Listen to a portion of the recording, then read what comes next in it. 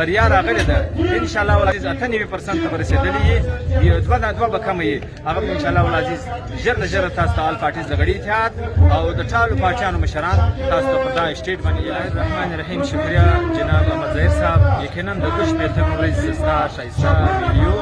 دوام لري موږ ستا انتهایی شکرګزار یو تاسو ته مرصد سلام پېښ د دوش په تمرز پرلط دوام لري پر امن باندې ناست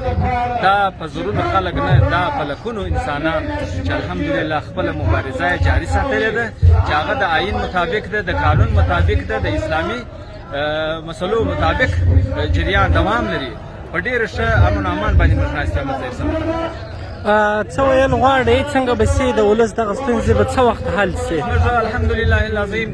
مولانا فضل الرحمن صاحب چې د جمعیت علماء اسلام ګوند مرکزي مشر دی کابل ته ولاړی او ان شاء الله ولادیش خوشخبری به راسي د پښتونخوا ملي پارټۍ مشر محمود خان اچکزی صاحب او د سابق سېنیټر جناب حافظ عبدالله جان صاحب هغه هم مشران ټول په رابطه کې دي او داسې مشران ته موږ صد آفرین وایو او داسې غیرتمن ولس ته موږ صد آفرین وایو زه په خپله ونې کې ورور یې د نامشر کې یم یا د مشرتوب نه مشرتوب غواړم نه مې نوم غواړم چې دا مشرتوب وکړم زما ولس ته دا اپیل دا خواست دی چې یووالی اتفاق اتحاد دا په پوره پیمانه باندې سره وکړي په یووالي او په اتفاق کې الله پاک موږ ته ثوابونه هم راکړي که چیرې موږ تعصب سره پیلاو کړو آل پارټیز د غړي اتحاد او د چمن غیرتمن ولس ته زما ټولو ته سلام